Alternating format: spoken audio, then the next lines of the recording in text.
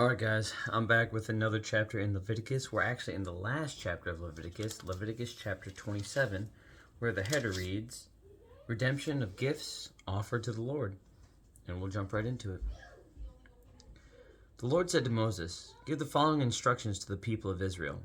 If anyone makes a special vow to dedicate someone to the Lord by paying the value of that person, there's a scale of values to be used. Here is the scale of values to be used. A man between the ages of 20 and 60 is valued at 50 shekels of silver, as measured by the sanctuary shekel. A woman of that age is valued at 30 shekels of silver. A boy between the ages of 5 and 20 is valued at 20 shekels of silver. A girl of that age is valued at 10 shekels of silver.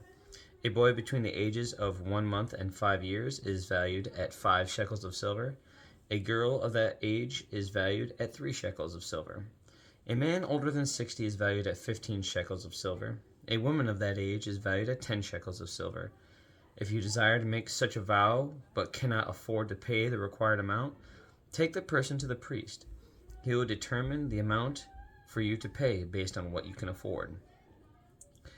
If your vow involves giving an animal that is acceptable as an offering to the Lord, any gift to the Lord will be considered holy.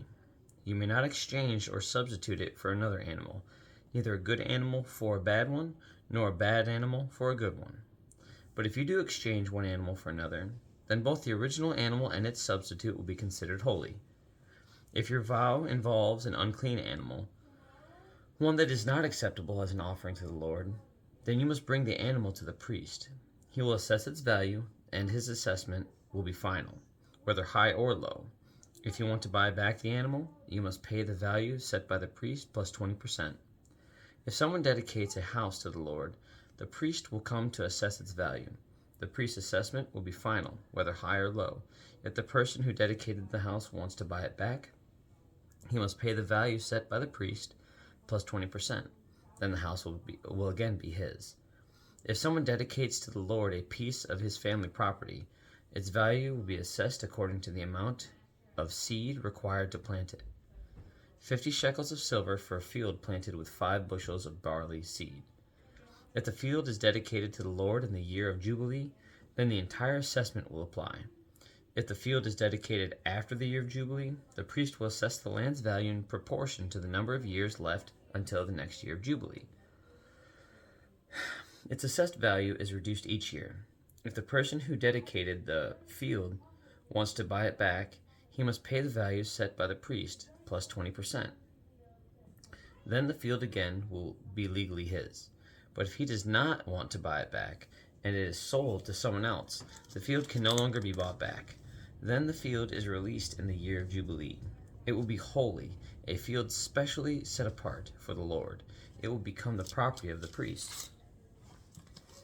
If someone dedicates to the Lord a field when he has purchased If someone dedicates to the Lord a field he has purchased, but which is not part of his family property, the priest will assess its value based on the number of years left until the next year of Jubilee. On that day he must give the assessed value of the land as a sacred donation to the Lord.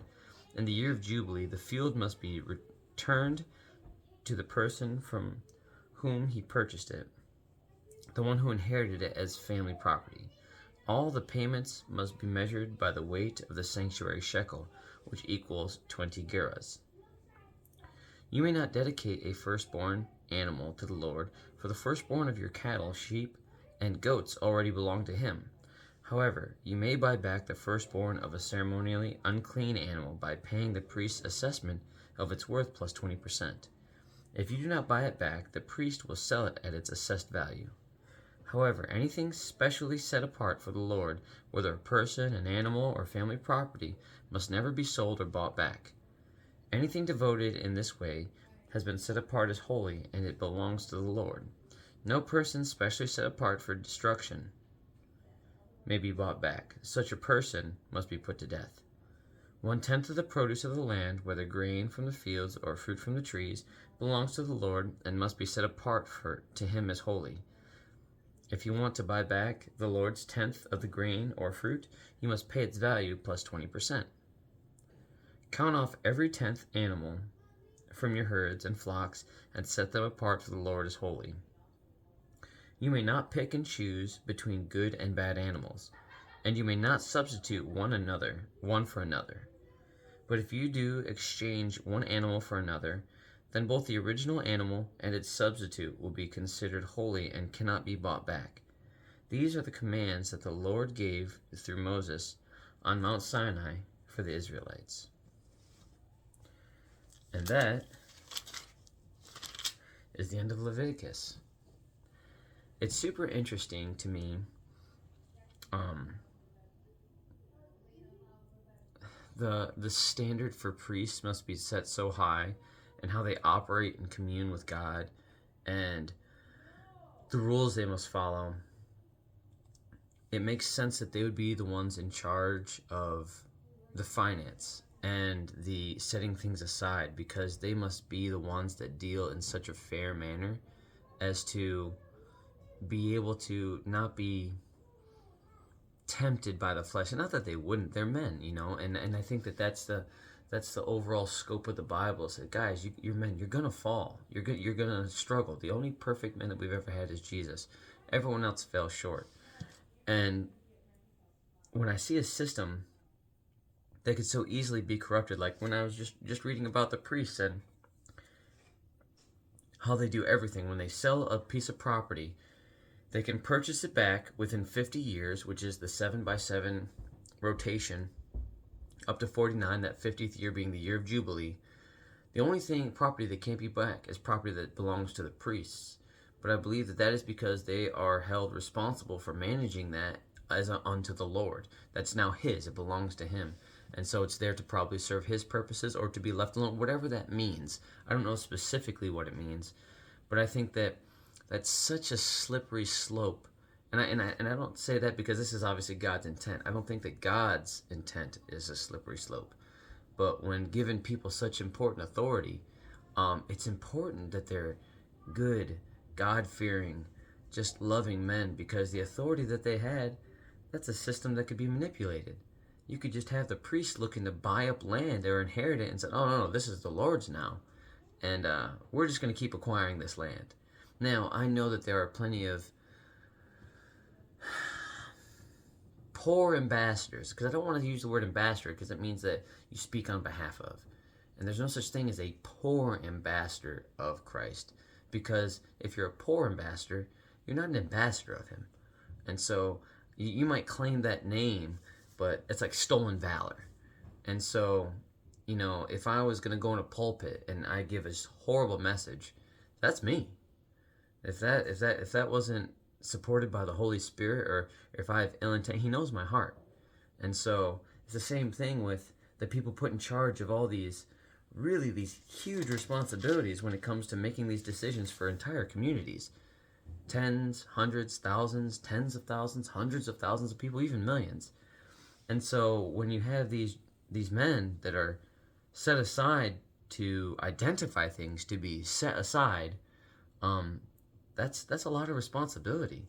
But I think that's what would make me want to draw closer to God. Say, God, I can't do this without you. I need your help to protect me from myself and protect these people that I serve for myself, so that I don't see actions to be taken in a greedy manner and to do all these things, because there's such important responsibilities. They're deciding value of things, and they're picking and choosing what to take and what not to take, and they better be making sure they're using God's law, because if they use their own, they're going to fall short, and it's not going to be a good outcome for them. Just like we saw Aaron's sons. They didn't do exactly what was expected of them.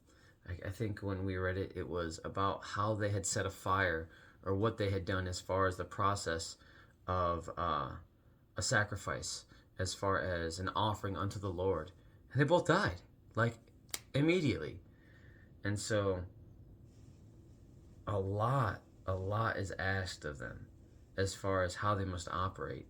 And so I definitely think that it's fair that they would be entrusted with such responsibilities, simply because the wages of sin is death, and they're doing their best to walk that line. So it makes sense that they'd be in charge of so many other important things, especially something as far as really identifying the economy and the parameters for it, as far as expected value and the sanctuary shekel. Like that's was their currency. And so, no, I just love the order and the process that God sets out, because there's so much freedom when He tells you, hey, if you do it like this, it's going to work out. It's going to be okay. Like, oh, thank God. I know some people are like, oh, I don't want to have to do that. I feel like a prisoner when people are telling me what to do. Say, no, take the guesswork out of it. Now I just got this open field, and I can do it exactly the way He wants me to. And I don't have to worry about it. But that's where I'm at with my relationship with God. It's not perfect, not even close to anywhere that anyone would consider perfect. But I'm doing my best to get closer to Him. But on that note, have a good night. God bless. I love you. Jesus loves you. And I will be back for Numbers. And it'll be Numbers chapter 1, where the header reads, Preparing for the Journey, which is the next 10 chapters. But the header for this specific chapter is the first census of the nation. Have a good night and God bless, guys. I'll see you tomorrow.